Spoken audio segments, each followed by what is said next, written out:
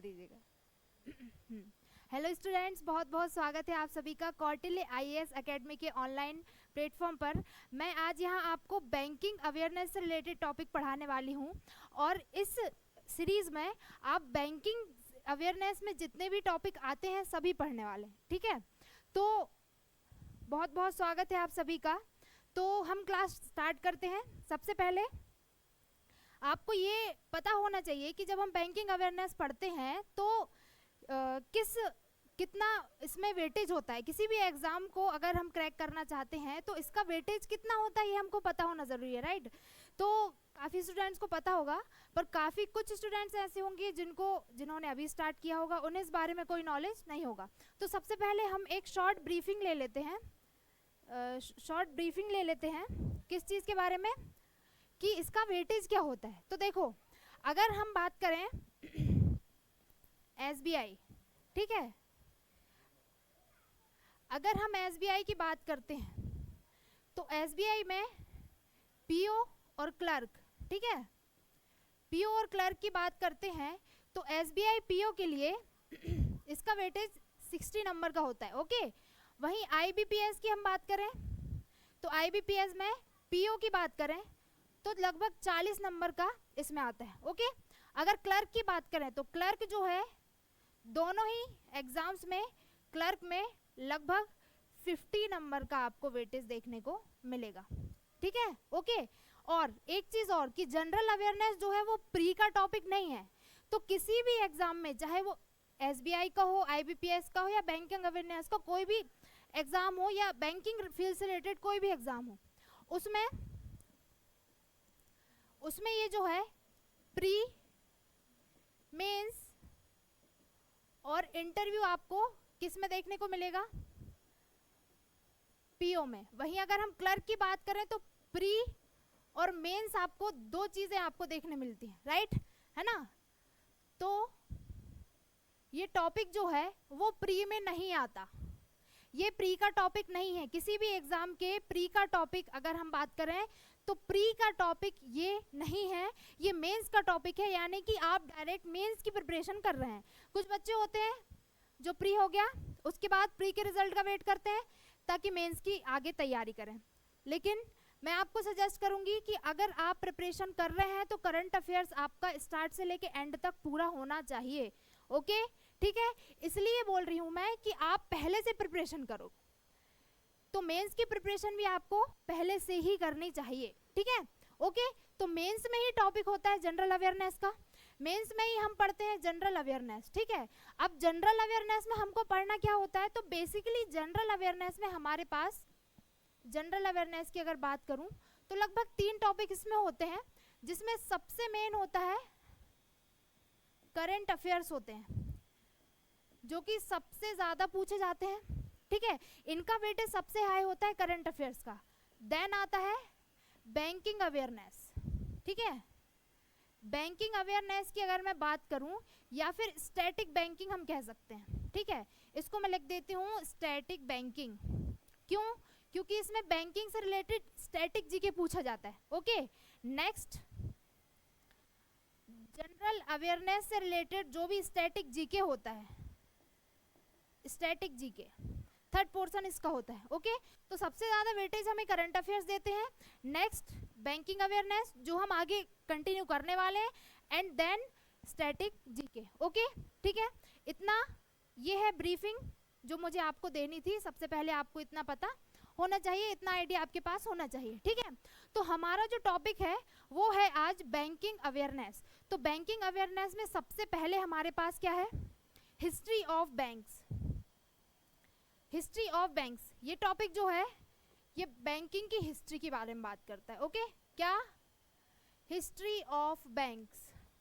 लेकिन history of banks पढ़ने से पहले बैंक वाले स्टूडेंट को ये मालूम होना चाहिए कि बैंक होते क्या हैं, राइट। आपको ये पता होना चाहिए कि व्हाट इज बैंक्स, राइट। तो बैंक जो होते हैं बेसिकली फाइनेंशियल इंस्टीट्यूशंस होते हैं, ये तो सभी जानते हैं। बैंक जो है फाइनेंशियल इंस्टीट्यूशन है या वित्तीय संस्था है जो क्या करती है, पहला काम डिपॉजिट लेती है। क्या करती है? डिपॉजिट स्वीकार करती है, यानी कि जमा जो है आप जो बैंक को देते लेते हो उसको बोलते हैं डिपॉजिट, राइट। तो वो आप जो बैंक में पैसा जमा करते हो उसको बोलते हैं डिपॉजिट। तो पहली चीज तो डिपॉजिट। नेक्स्ट लोन्स, क्या लोन्स, है ना, लोन्स प्रोवाइड करती है बैंक, राइट। तो सेकंड इज लोन, क्या लोन प्रोवाइड करते हैं। एंड थर्ड वन इज लेन देन का काम करते हैं, क्या करते हैं, लेन देन का काम करते हैं। तो बेसिकली बैंक ऐसे फाइनेंशियल इंस्टीट्यूशंस होते हैं जो डिपॉजिट लेते हैं, लोन्स प्रोवाइड करते हैं और लेन देन करते हैं। इसके साथ ही नेक्स्ट अगर हम बात करें तो एक चीज और है बैंकों में कि बैंक जो होते हैं वो बचतकर्ताओं और उधारकर्ताओं के मध्यस्थ होते हैं। क्यों होते हैं, क्यों भाई, जिसके पास ज्यादा पैसा है वो ऑब्वियसली बैंक में जमा करने जाएगा, जाएगा कि नहीं जाएगा, है ना। तो जिसके पास ज्यादा पैसा है वो बैंक में जमा करने जाएगा और जिसके पास कम पैसा है वो बैंक से लेने जाएगा, है ना। तो जो जमा करेगा, जो बचत करेगा, राइट, तो वो कौन हो जाएंगे, सेवर्स, है ना, सेवर्स एंड बोरोअर्स, ठीक है, सेवर्स एंड बोरोअर्स। तो बैंक क्या है, बैंक एक वित्तीय संस्थान है जिसका काम क्या होता है, डिपॉजिट लेता है, इसके अलावा आपको लोन प्रोवाइड करता है, लेन देन करता है, ओके, एंड सेवर्स और बोरोअर्स के बीच में एक कड़ी का काम करता है, क्या, बैंक। अब बैंक के जो असेट होते हैं वो क्या होते हैं, आई मीन बैंक जो है उसकी संपत्ति क्या होगी, क्या होगी बैंक की संपत्ति।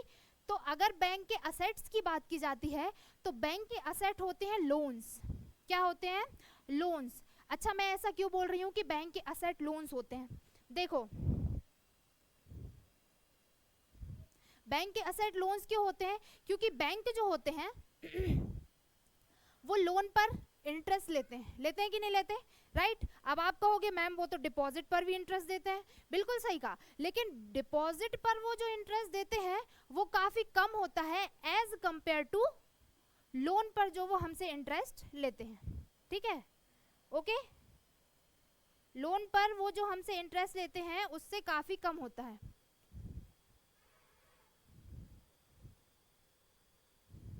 ना।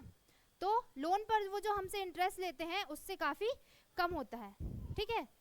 तो ये हुई बैंक की बात, ठीक है।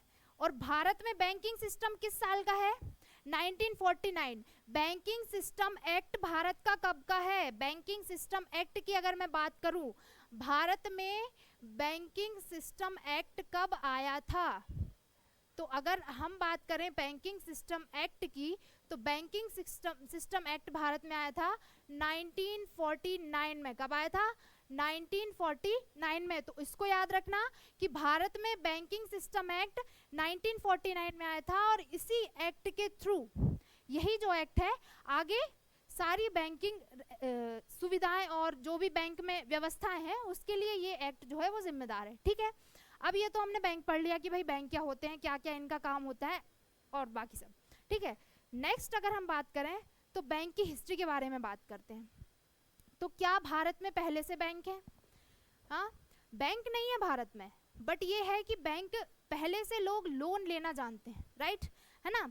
अगर हम पुराने समय की बात करें तो लोग क्या करते थे कि किसी साहूकार के पास जाके लोन लिया करते थे, राइट। और साहूकार क्या करते थे कि उनको जितना भी इंटरेस्ट उन पर लगाना होता था वो उतना इंटरेस्ट उनको देते थे और इतना इंटरेस्ट देते थे कि उनकी पुश्तें चुकाते रह जाती थी। मतलब कह सकते हो आप कि उनकी पीढ़ियां भी उस इंटरेस्ट को नहीं चुका पाती थी, यानी कोई सिस्टम नहीं था, सिर्फ लोग लोन लेते थे और पीढ़ियों तक चुकाते रहते थे, किससे, साहूकारों से।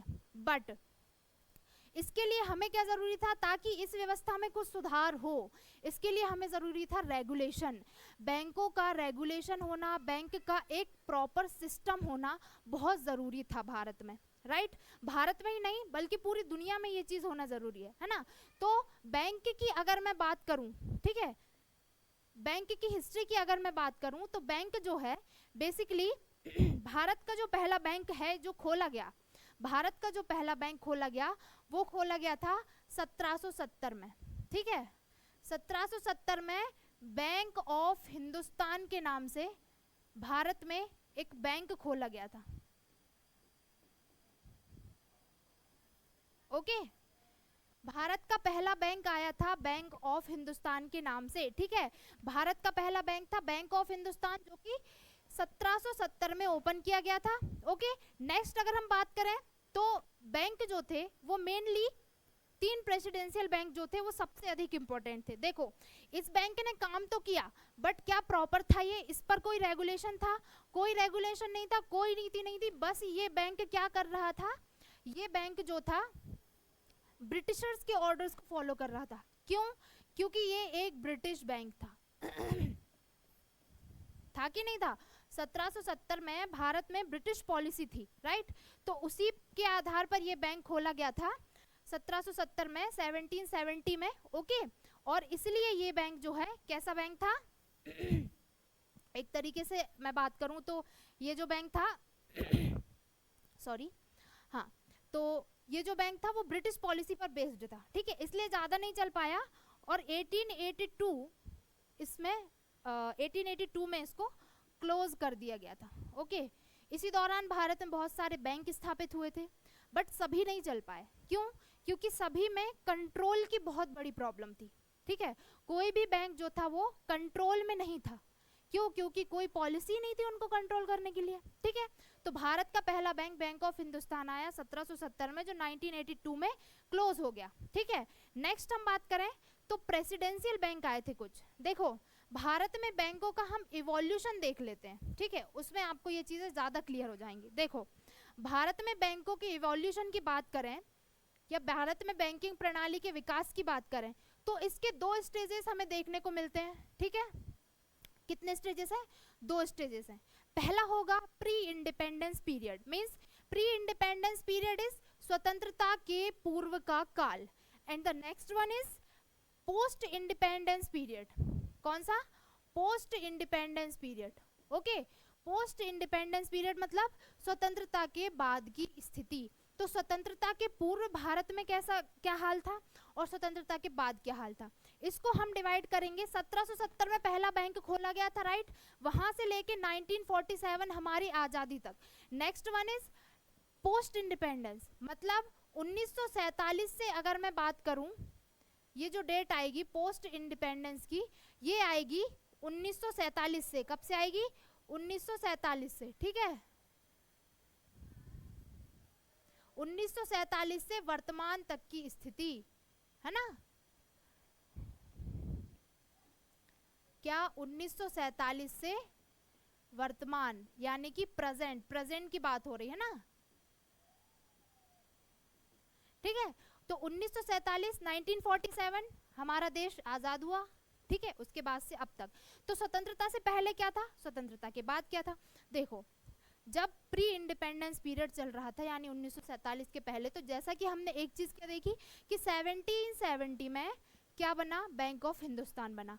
देन उसके बाद क्या होता है? बैंक ऑफ हिंदुस्तान जब स्टैब्लिश होता है 1770 में, 1770 में, तो इसके बाद क्या होता है कि ये बैंक जो है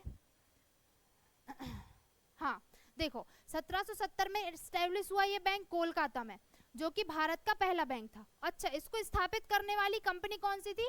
मायर्स अलेक्जेंडर कंपनी, ठीक है। तो bank of Hindustan established in 1770 by Britishers and the company's name is Myers Alexander, ठीक है, Myers Alexander, okay, Myers Alexander company का नाम था। एंड ये क्लोज कब हो गया? क्योंकि इसका काम अच्छे से नहीं चल रहा था, तो ये क्लोज कब हुआ? 1832 में, ओके। इस बैंक का कोई अस्तित्व नहीं रहा। इसके बाद भारत में general bank of India, Awadh commercial bank और कौन से बैंक, हाँ, Punjab national bank, Allahabad bank, बहुत सारे बैंक खुले, जिनमें से कुछ अभी भी ओपन है और कुछ बैंक ऐसे हैं जो बंद हो चुके थे, ठीक है, क्योंकि वो सरवाइव नहीं कर पाए, ठीक है। क्यों? क्योंकि पहले बैंकों का काम होता था कि हम कितना अर्न कर लें, है ना, कितना कमा लें, कितना लूट ले लोगों को, राइट, यही काम था, इससे ज्यादा, क्योंकि कोई रेगुलेटरी नहीं थी इसलिए, ठीक है। तो बैंक ऑफ हिंदुस्तान का काम तो ये हो गया यहाँ पर खत्म। लेकिन 1800 की सदी में क्या होता है कि भारत में 3 बैंक जो हैं वो मेजर बैंक बनकर ऊपर तक आते हैं, ठीक है। तो स्वतंत्रता से पहले 1840 18वीं सदी 1800 के जो ईयर है उसमें हम बात करें तो 3 बैंक जो थे वो मेन रूप से आते थे। जैसे कि आप देखोगे बैंक या तो इंडियंस होते थे या उसमें ब्रिटिशर्स होते थे। तो अंग्रेजों द्वारा स्थापित ज्यादातर बैंक थे भारत में, और इंडियंस जो होते थे वो क्या करते थे, साहूकार से जाके लोन ले लिया करते थे। बेसिकली यही काम था उनका, ठीक है। ओके, तो अब हम बात करते हैं किसकी, कि 3 जो मेन बैंक थे वो अस्तित्व में आए कैसे। देखो भारत जो था वहाँ ब्रिटिशर्स आए क्यों थे, भारत में ब्रिटिशर्स के आने का मेन कारण क्या था, ट्रेड। क्या था, ट्रेड। ओके, भारत में ब्रिटिशर जो थे वो ट्रेड के लिए आए थे, और आप अच्छे से जानते हैं कि उन्होंने 3 जगह पर अपनी, भारत में ब्रिटिशर्स ट्रेड के लिए आए थे और उन्होंने 3 जगह को अपना सेंटर बनाया था, राइट। तो 3 जगह जो थी, एक तो था Bengal, next one is Chennai, यानी कि इसको हम क्या कहेंगे, Madras, and next one is Bombay, right, है ना। ये 3 जो थे मेन प्रेसिडेंसीज थी। कारण क्या था कि भाई ये कोस्टल एरिया था, यहाँ यहाँ से उनको ट्रेड करना बहुत आसान था, उनका यहाँ से यूरोप जाना काफी आसान था, उनको यहाँ से जाने में कोई प्रॉब्लम नहीं थी, और यहाँ से जो ट्रेड होता था बहुत भारी मात्रा में ट्रेड होता था ब्रिटिशर्स द्वारा, ठीक है। ओके, तो बंगाल, चेन्नई एंड बॉम्बे, 3 जगह इन्होंने अपनी प्रेसिडेंसी स्थापित की, ठीक है। और प्रेसिडेंसी स्थापित करने के बाद, अब इन्होंने प्रेसिडेंसी स्थापित की है तो यहीं पर इनका काम होगा, आयात निर्यात जो भी करते थे, क्या काम करते थे, मेनली आयात और निर्यात का, ठीक है ना। तो इनको फंड्स की जरूरत थी, राइट। भाई कोई भी चीज का अगर ट्रेड करेंगे तो फंड्स की तो हमको जरूरत होगी, तो इनका ये था कि वहीं की वहीं चीजें अवेलेबल हो जाएं। तो इन्होंने 3 प्रेसिडेंसी बैंक स्थापित किए थे। बैंक ऑफ बंगाल, ठीक है, बैंक ऑफ बड़ौदा नहीं है ये है बैंक ऑफ बंगाल, ठीक है। और ये भारत में स्थापित किया गया दूसरा बड़ा बैंक आप कह सकते हैं, और अंग्रेजों द्वारा स्थापित पहला बैंक था। ओके, क्या 1806, ठीक है, क्या 1806 में बैंक ऑफ बंगाल की स्थापना होती है। Okay, the next one is bank of Madras and bank of Bombay. Then bank of Bombay आता है, बैंक ऑफ बॉम्बे, ठीक है, बैंक ऑफ बॉम्बे जो है 1840 में आता है ना। And bank of Madras,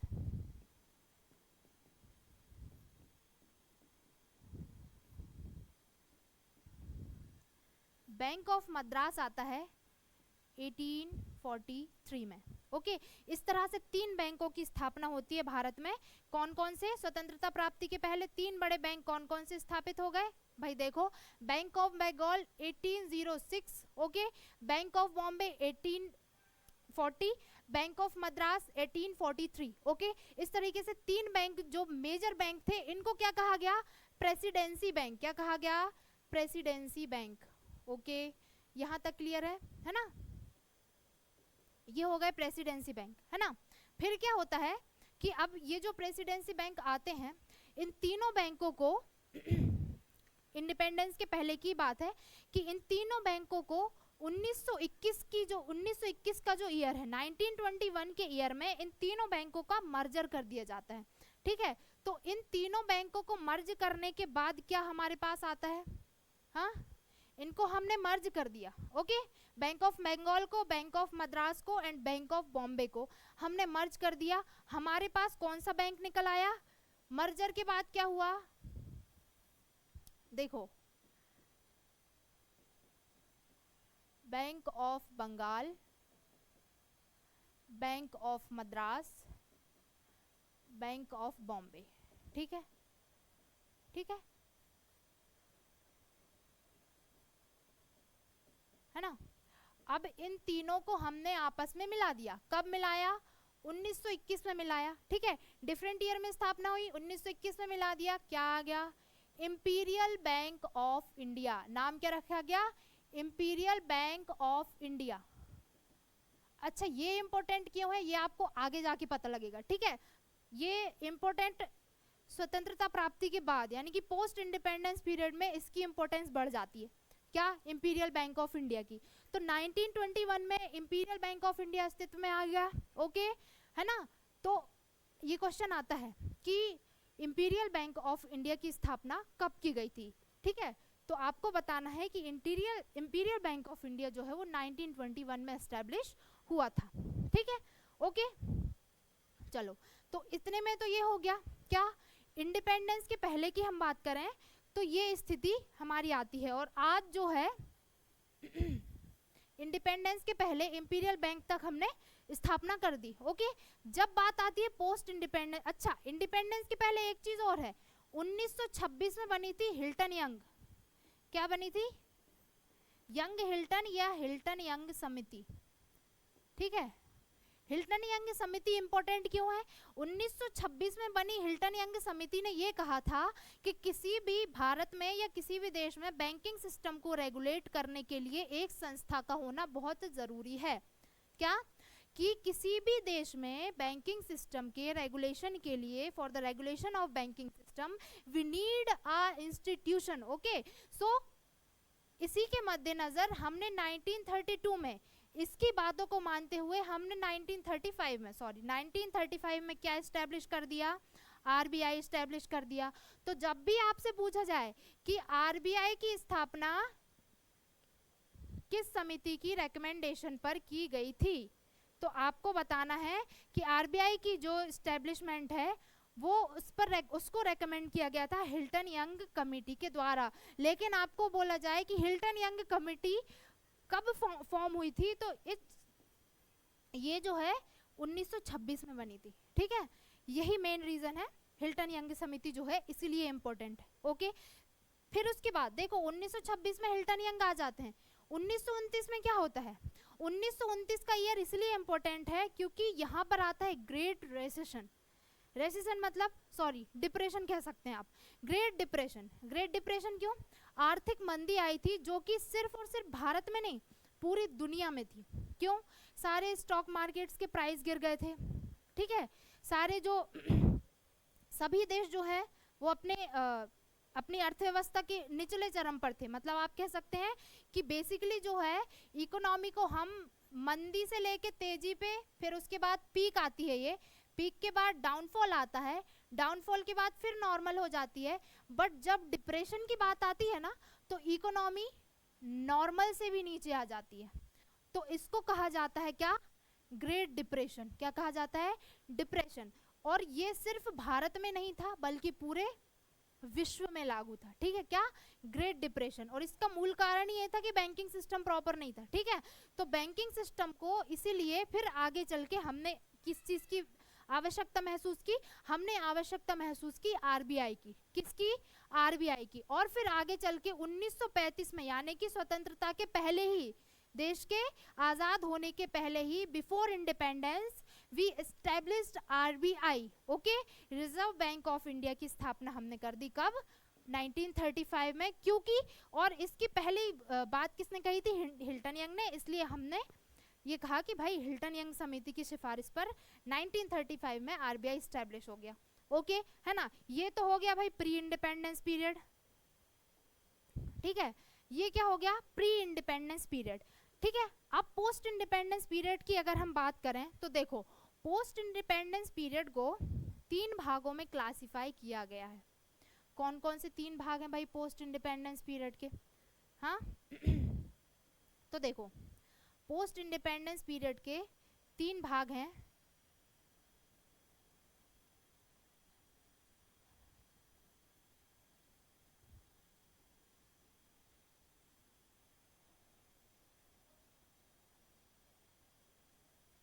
the first one is, क्या है पहला, प्री नेशनलाइजेशन पीरियड, ठीक है, क्या है ये, pre nationalisation period, then post nationalisation period and then liberalisation. अच्छा, प्री नेशनलाइजेशन पीरियड की अगर हम बात करते हैं, प्री नेशनलाइजेशन, आपने सुना होगा बैंकों का राष्ट्रीयकरण हुआ था।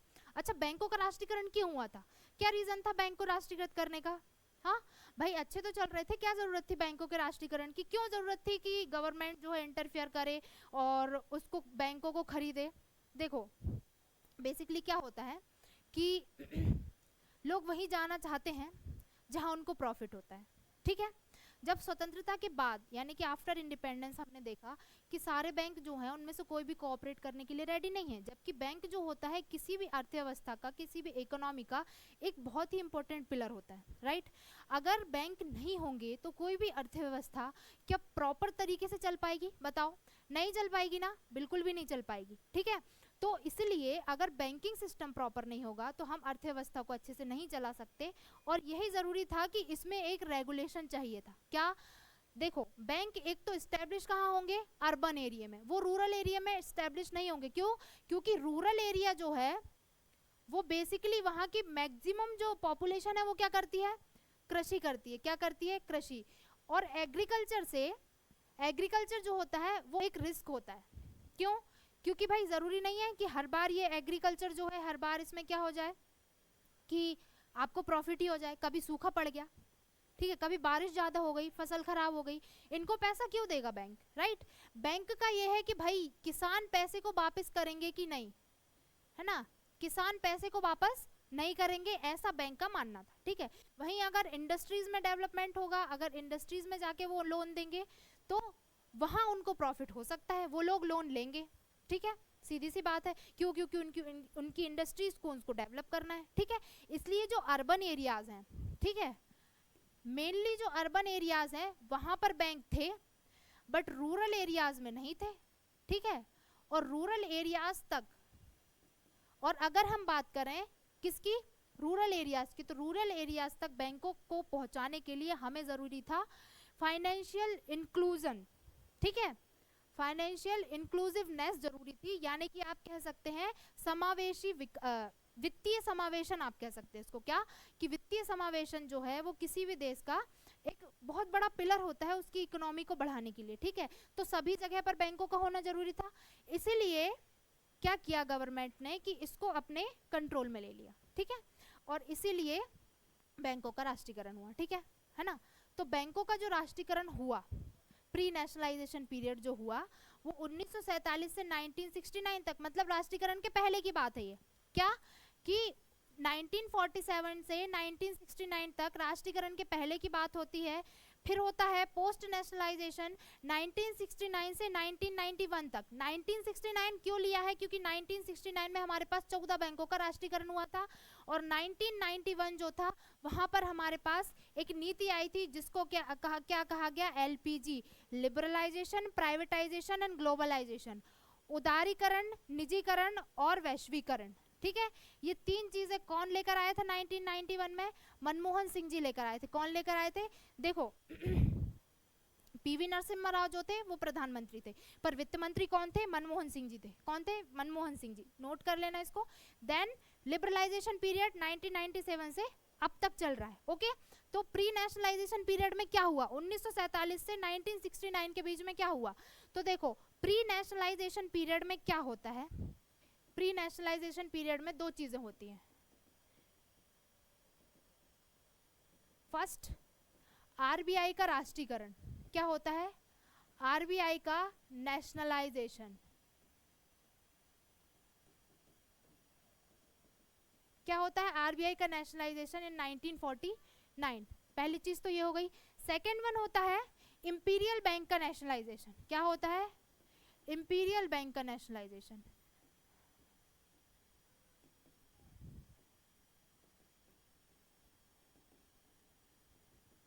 और इंपीरियल बैंक का नेशनलाइजेशन होता है किस समिति की सिफारिश पर होता है? ये होता है गोरेवाला समिति की सिफारिश पर, ओके।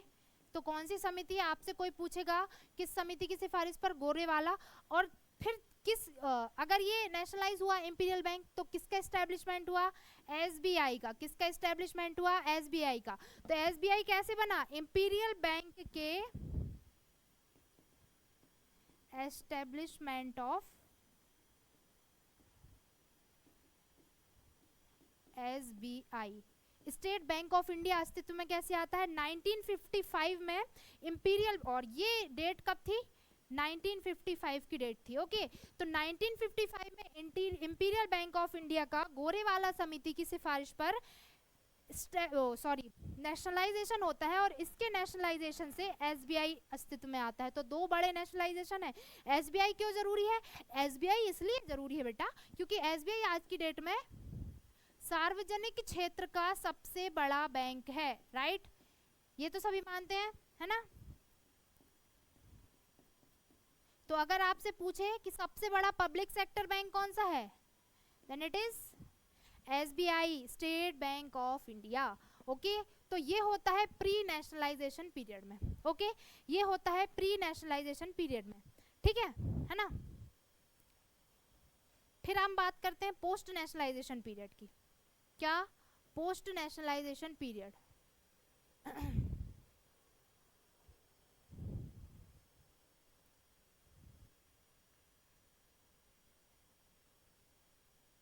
कहाँ गया यार?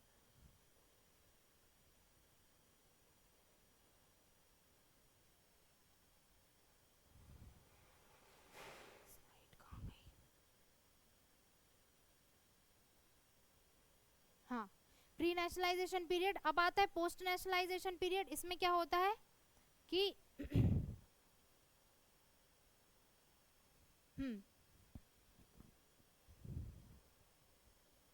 हाँ, पोस्ट नेशनलाइजेशन पीरियड में क्या होता है कि जब नेशनलाइजेशन हो जाता है बैंकों का, आई मीन पोस्ट नेशनलाइजेशन, देखो पहली चीज तो ये है कि 1949 में, सॉरी 1969 में, पोस्ट नेशनलाइजेशन पीरियड में 1969 में 14 बैंकों का राष्ट्रीयकरण होता है इंदिरा गांधी के काल में, ठीक है? किसका? 14 बैंकों का राष्ट्रीयकरण होता है पोस्ट नेशनलाइजेशन पीरियड में। किसका? 14 बैंकों का राष्ट्रीयकरण होता है। ओके, तो 14 बैंक कौन कौन से थे, ठीक है ना? तो 14 बैंक का नेशनलाइजेशन, ठीक है? 14 बैंकों का नेशनलाइजेशन, पहली चीज तो ये हो गई, है ना? सेकेंड चीज आती है क्षेत्रीय ग्रामीण बैंक। देखो उस टाइम पे क्या था, आरआरबीज बहुत डेवलप नहीं थे। क्या हुआ था कि लोग जो थे वो रूरल एरिया में बैंक खोलने के लिए राजी नहीं हो रहे थे, ठीक है? तो गवर्नमेंट ने क्या किया कि जो छोटे छोटे बैंक थे जो स्पेसिफिकली सिर्फ गांव के लिए ही काम करेंगे, रीजनल रूरल बैंक, जिनको क्या कहा गया? रीजनल रूरल बैंक, इनकी स्थापना के लिए एक एक्ट लेकर आई। कब? 1976 में। देखो एक्ट जो आया था वो 1976 में आया था, ये याद रखना, ठीक है? एक्ट आया था 1976 में, लेकिन हम बात करें एस्टेब्लिशमेंट की तो इसकी एस्टेब्लिशमेंट हो गई थी 1975 में, ठीक है? तो 2 अक्टूबर, देखो एक चीज तो ये हो गई, और सेकेंड वन क्या? आरआरबी। आरआरबी कब? 2 अक्टूबर 1975 को, ठीक है? एक्ट कब आया? 1976 में। किस समिति की सिफारिश पर आरआरबी की स्थापना हुई थी? नरसिंहम समिति की, ठीक है? ओके, तो इनकी सिफारिश पर आरआरबी एस्टेब्लिश हो गए, 14 बैंकों का नेशनलाइजेशन भी हो गया। इसके अलावा अगर हम बात करें तो फिर हुआ था एक नेशनलाइजेशन और हुआ है। यहाँ 14 बैंक थे total nationalise. Okay, 14 bank nationalise करने के बाद हमने 1980 में एक नेशनलाइजेशन और किया है, ठीक है? तो 1969 के बाद हम बात करें, 1969 के बाद 1991 तक क्या हुआ? तो पहला तो 14 बैंकों का राष्ट्रीयकरण हुआ, दूसरा आरआरबी की स्थापना होती है 2 अक्टूबर 1975 में। अच्छा, पहला आरआरबी कौन सा था? पहला आरआरबी था प्रथमा बैंक। और प्रथमा बैंक कहाँ खोला गया था? यूपी में खोला गया था। कहाँ? यूपी में खोला गया था प्रथमा बैंक। पहला आरआरबी था जो कि स्टैब्लिश किया गया था। नेक्स्ट वन, आगे बढ़े। और क्या हुआ कि आगे चल के कितने बैंकों का और राष्ट्रीयकरण होता है?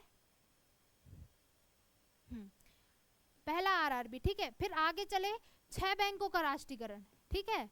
6 बैंक का राष्ट्रीयकरण होता है, ठीक है? 6 बैंक का राष्ट्रीयकरण हुआ। आगे चले, कब हुआ? 1980 में हुआ। तो राष्ट्रीयकरण के कितने चरण हुए? 2 चरण हुए। पहला 1969 का and the second one is 1980। Okay, 1980 में सेकेंड नेशनलाइजेशन हुआ। फर्स्ट नेशनलाइजेशन जो हुआ वो 1969 में हुआ। फर्स्ट आरआरबी 2 अक्टूबर 1975 में। ओके, एक्ट लेकिन 1976 में आया था, इसको याद रखना। नरसिंहम समिति की सिफारिश पर पहला खोला गया था प्रथमा बैंक। ओके, है ना? यहाँ तक बात क्लियर है? तो आगे बढ़ेंगे। अच्छा, एक चीज और कि बैंकों को रेगुलेट करने के लिए एक्ट जो मैंने आपको शुरू में बताया था, है ना, कि बैंकों को रेगुलेट करने के लिए जो हमारा एक्ट आया था वो कब आया था, 1949 में आया था। 1949 में बैंकिंग विनियमन अधिनियम के तहत प्रमुख बैंक राष्ट्रीयकृत किए गए थे।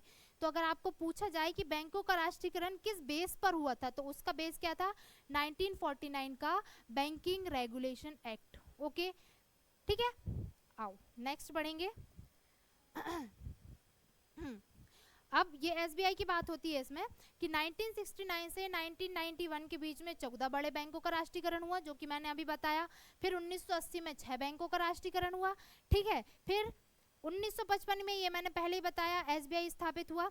और इस तरह राष्ट्रीयकृत बैंक हमारे पास कुल कितने हो गए, 20। क्यों, क्योंकि 14 पहले एंड देन 6 बाद में 1980 में, 1969 में 14 बैंक यानी कि 14 बैंक, और 1960 की अगर हम बात करते हैं, 1980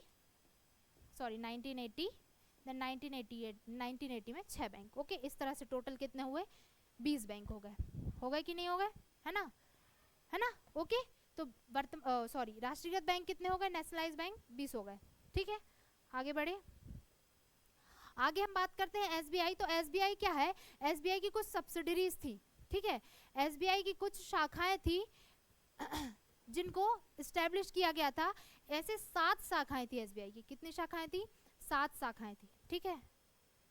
तो देखो टोटल 7 शाखाएं थी, इनको 1959 में नेशनलाइज किया गया था। कब नेशनलाइज किया गया, 1959 में एसबीआई की 7 सब्सिडरीज को नेशनलाइज कर दिया गया। और एसबीआई में, और इन जो सब्सिडरीज थी इनका मर्जर जो हुआ वो कब हुआ, 2017 में। तो याद रखना कि एसबीआई आज एसबीआई इतना बड़ा बैंक क्यों है, क्योंकि इसकी जो कुछ सब्सिडरीज थी उनको 1959 में नेशनलाइज किया गया था और 2017 में इसको एसबीआई में मर्ज कर दिया गया। इस तरह से जो एसबीआई है वो आज का सबसे बड़ा बैंक है। ओके, हम बात करें विशेष विलय की, तो एसबीआई में क्या हुआ, 2017 में सब तो विलय हो गए, लेकिन बैंक ऑफ सौराष्ट्र और बैंक ऑफ इंदौर, ठीक है, 2 बैंक थे, बैंक ऑफ सौराष्ट्र और बैंक ऑफ इंदौर। इन दोनों बैंकों को अलग अलग डेट में, देखो 1959 में राष्ट्रीयकरण हुआ था, लेकिन ये जो 2 और 2017 में बाकियों का विलय हुआ, पर इसकी 2 शाखाएं थी, एक तो थी सौराष्ट्र का और दूसरा था इंदौर का। तो बैंक ऑफ सौराष्ट्र जो एसबीआई की सब्सिडरी थी उनकी बात कर रही हूँ, और बैंक ऑफ इंदौर ये भी एसबीआई की सब्सिडरी थी। तो बैंक ऑफ सौराष्ट्र जो था वो 2008 में मर्जर हुआ था, और बैंक ऑफ इंदौर जो था वो 2010 में मर्ज हुआ था, पर बाकी के सारे जो थे वो 2017 में मर्ज हुए थे, ठीक है ना। ओके, ठीक है, एसबीआई ये बात होती। अब ये देखो कुछ 14 बैंक है यहाँ पर हमारे पास जो नेशनलाइज किए गए, ठीक है, टोटल 14 बैंक है हमारे पास जो नेशनलाइज हुए।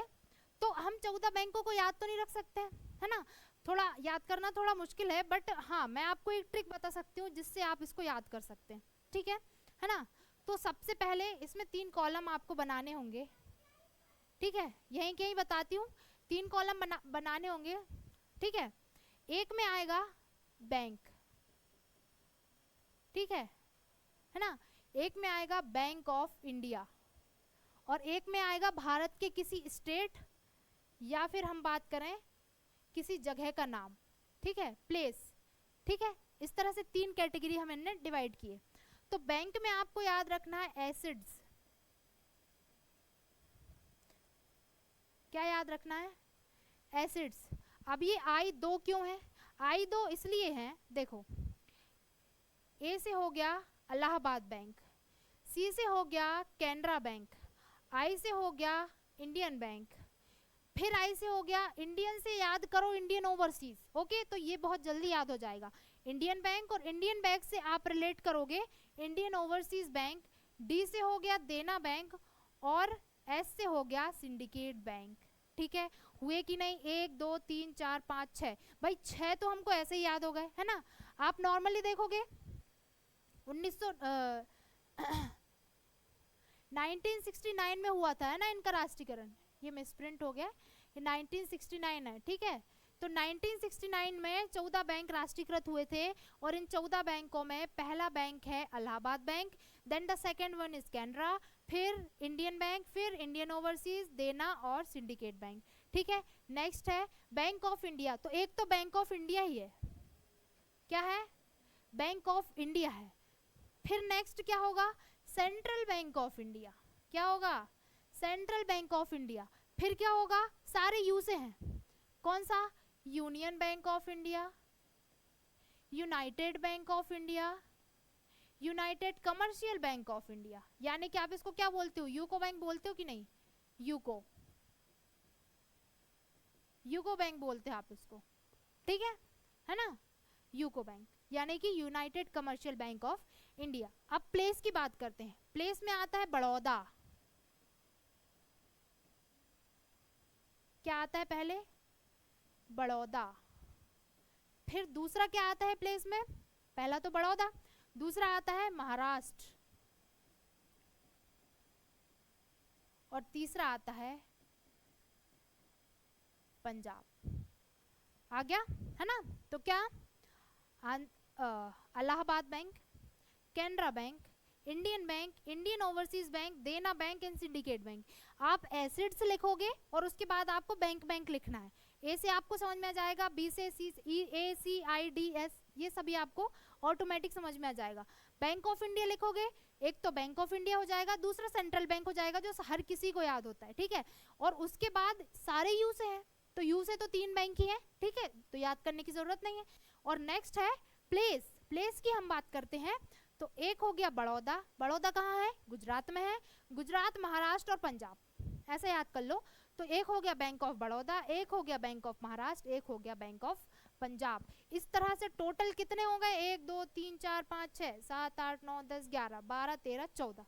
तो 14 के 14 बैंक आपको याद हो जाएंगे अगर आप रिवीजन करेंगे प्रॉपरली, ओके, ठीक है। फिर क्या हुआ, बैंकों के राष्ट्रीयकरण का दूसरा चरण आया, ठीक है क्या, बैंकों के राष्ट्रीयकरण का दूसरा चरण आया 1980 में और 6 बैंक नेशनलाइज किए गए। और इसको आप याद करेंगे विजय और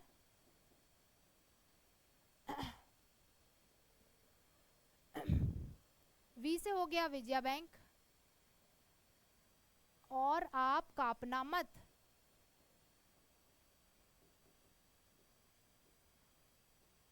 कैसे पढ़ोगे, विजय और आप कांपना मत। तो मत तो साइलेंट कर दो, मत को मत बोलो, क्या, मत को मत बोलो, ठीक है। आगे बढ़ो, विजय क्या हो गया, विजया बैंक, और से क्या हो गया, ओरिएंटल बैंक ऑफ कॉमर्स, क्या हो गया, ओरिएंटल बैंक ऑफ कॉमर्स, ठीक है, ओरिएंटल बैंक ऑफ कॉमर्स, ठीक है। ये कैसे हो गया, ओ से, ठीक है। वहीं रा से हम बात करें और से ओरिएंटल बैंक ऑफ कॉमर्स, आ से हो गया आंध्रा बैंक भाई, और से याद रखो इसको, ठीक है। आ से हो गया आंध्रा, क्या हो गया, आंध्रा, ठीक है, आंध्रा बैंक। और प से अगर हम बात करें तो क्या हो गया, पंजाब एंड सिंध बैंक, क्या हो गया, पंजाब एंड सिंध बैंक, ठीक है। फिर नेक्स्ट कापना, काप से याद रखो कॉरपोरेशन बैंक, और न से याद करो न्यू बैंक ऑफ इंडिया। और न्यू बैंक ऑफ इंडिया जो है इसका मर्जर किस में हुआ है, अभी पंजाब नेशनल बैंक में। ये याद रखना कि न्यू बैंक ऑफ इंडिया जो है वो पंजाब नेशनल बैंक में मर्ज हो चुका है। तो इनमें से काफ़ी सारे बैंक ऐसे हैं जो मर्ज हो गए हैं, और वर्तमान भारत में हमारे पास कितने टोटल 12 नेशनलाइज बैंक अवेलेबल हैं। बाकी सारे कैसे हो गए हैं, मर्ज हो गए हैं, सभी बैंक एक दूसरे में मर्ज हो गए हैं, ओके है ना। तो ये है क्या, ये स्थिति कौन सी आती है, स्वतंत्रता के बाद की, ठीक है। तो पोस्ट इंडिपेंडेंस पीरियड की। नेक्स्ट क्या है, एसबीआई की कुछ जो सहायक कंपनियां थी जिनका विलय हमने पढ़ा, उनका मर्जर 2017 में हुआ। तो किनका मर्जर हुआ 2017 में, वो ये कुछ है, ठीक है। इनमें से इंदौर और सौराष्ट्र याद रखना है कि सौराष्ट्र 2008 में राष्ट्रीयकृत हुआ था, सौराष्ट्र 2008 में मर्ज हुआ था, जबकि इंदौर जो है उसका ईयर क्या था 2010, क्या था 2010 में हुआ था, ठीक है। तो इन दोनों को बस याद रखना है, बाकी ये सारे जो थे ये कब मर्ज हुए, 2017 में जाके मर्ज हुए, ठीक है ना। तो 2017 में ये मर्ज हुए, है ना, 2017 में, ओके 17 में, है ना, ठीक है। तो ये क्या हुआ कि पोस्ट इंडिपेंडेंस पीरियड हम पढ़ रहे थे, तो पोस्ट इंडिपेंडेंस पीरियड में हमने ये इतना पढ़ा, ओके। इसका हमने फर्स्ट पढ़ लिया। तो पोस्ट नेशनलाइजेशन पीरियड पढ़ा हमने, राइट, पोस्ट नेशनलाइजेशन पीरियड पढ़ा, जिसमें हमने 1969 से 1991 तक की जो भी स्थिति थी उसको देखा। अब आता है 1991 का ईयर, क्या आता है 1991 का ईयर, और 1991 का ईयर जो है एक बहुत बड़ा चेंज था इंडियन इकोनॉमी के लिए। क्या था, एक बहुत बड़ा चेंज था 1991। क्यों चेंज था 1991, देखो 1991 जो है उसको हम लिबरलाइजेशन पीरियड कहते हैं, राइट। लिबरलाइजेशन पीरियड क्यों हम इसको कहते हैं, क्योंकि देखो इससे पहले क्या हुआ था, 1991 से पहले इंडिया जो है वो एक क्लोज्ड इकोनॉमी था, ठीक है। क्लोज्ड इकोनॉमी समझते हो, क्लोज्ड इकोनॉमी क्या होती है कि देखो क्लोज्ड इकोनॉमी का मतलब होता है, क्लोज्ड इकोनॉमी कि भाई हम किसी को भारत में नहीं आने देंगे, काहे के लिए, किसी भी तरीके का व्यापार करने के लिए। अगर आ रहे हो तो तुमको भारत की जो कंपनी है उसके साथ लेके काम करना होगा। लाइक आपने हीरो होंडा सुना होगा, मारुति सुजुकी सुना होगा, तो मारुति इंडियन कंपनी है बट सुजुकी जापानीज कंपनी है, राइट, है ना। तो तुमको हमारी कंपनीज के साथ मिलकर काम करना होगा तो ही तुम आओगे, अदरवाइज क्यों, ऐसा क्यों था, क्लोज्ड क्यों कर दिया था, क्योंकि 1947 से पहले हम क्या थे, अंग्रेजों के गुलाम थे, क्या थे, है ना। और 1947 में हम आज़ाद हुए, और अंग्रेज भी क्यों आए थे, ट्रेड करने के लिए ही आए थे। तो अगर भाई हम कोई रिस्क नहीं लेना चाह रहे थे, पता चला कोई और कंपनी आई, ट्रेड के नाम से आई और हम पर फिर से राज करने लगी, राइट, है ना। इसीलिए हमने अदर जो कंट्री हैं उनके लिए हमारी इकोनॉमी को क्लोज कर दिया, ठीक है। तो ये क्या बन गई है, क्लोज्ड इकोनॉमी। तो इंडिया क्या है, वो सॉरी इंडिया क्या थी, क्लोज्ड इकोनॉमी थी 1947 से लेके, यानी कि 1947 से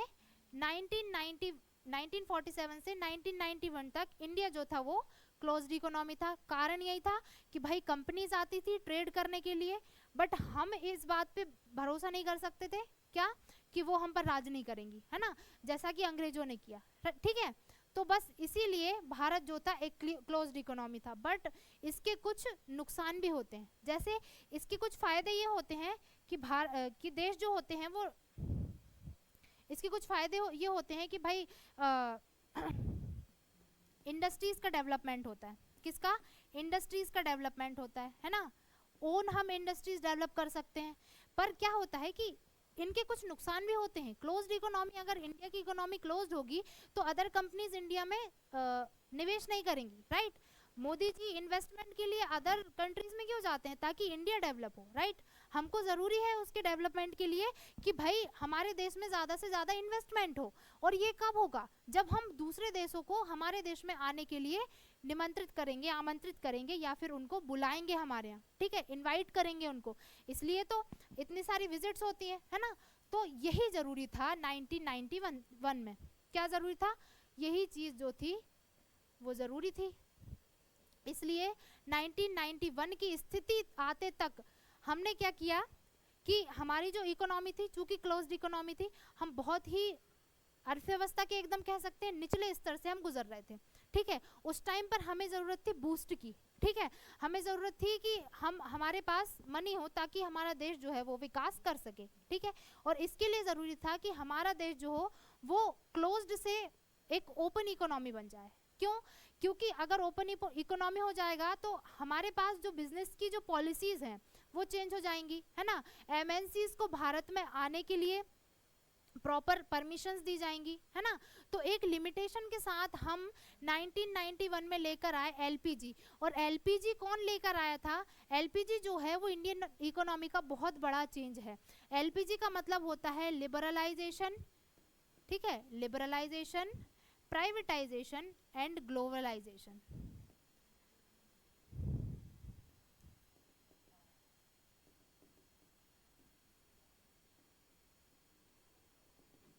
ठीक है, उदारीकरण, निजीकरण और वैश्वीकरण।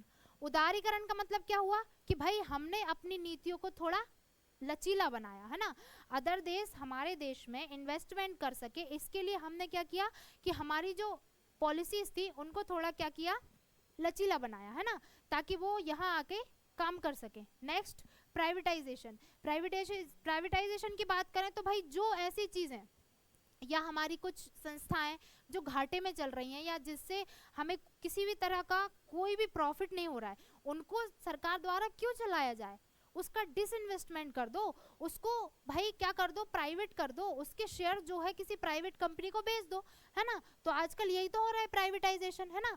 तो इससे क्या होगा कि उससे एक तो हमें मनी, अगर हम प्राइवेटाइज कर देंगे, अपने शेयर्स बेच देंगे, तो सरकार को क्या मिलेगा, पैसा मिलेगा, और उस पैसे को वो कहाँ लगा सकती हैं, डेवलपमेंट में लगा सकती हैं।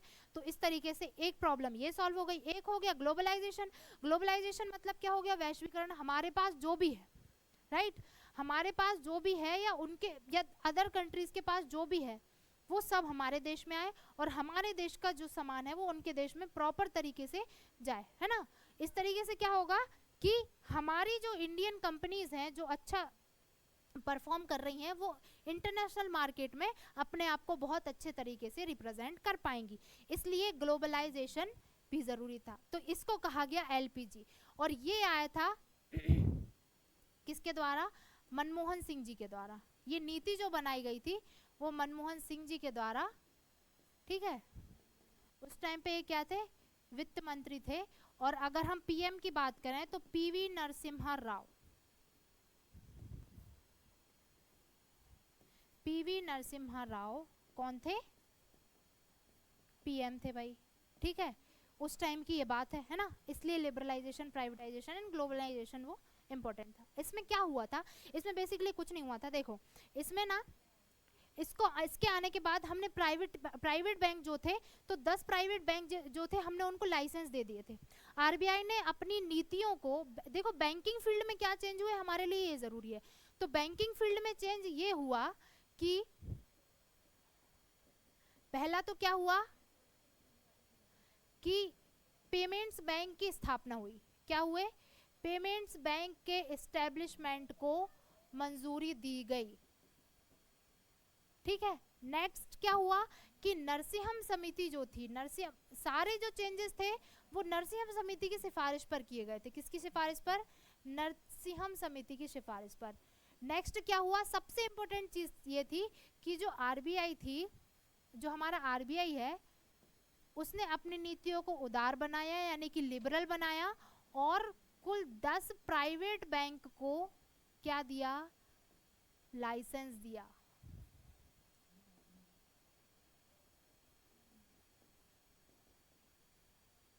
ठीक है, कुल 10 प्राइवेट बैंकों को लाइसेंस दिया गया आरबीआई के द्वारा, और ये कहा गया कि भाई जो प्राइवेट बैंक है उनको वैसे ही ट्रीट किया जाएगा जैसे कि गवर्नमेंट बैंक को ट्रीट किया जाता है। उनमें और प्राइवेट बैंक में किसी तरह की कोई तुलना या किसी तरह से आप कह सकते कोई मतभेद नहीं होगा, राइट, है ना। किसी भी तरह से कोई हम उनके साथ मतभेद नहीं करेंगे, ये उनका कहना था।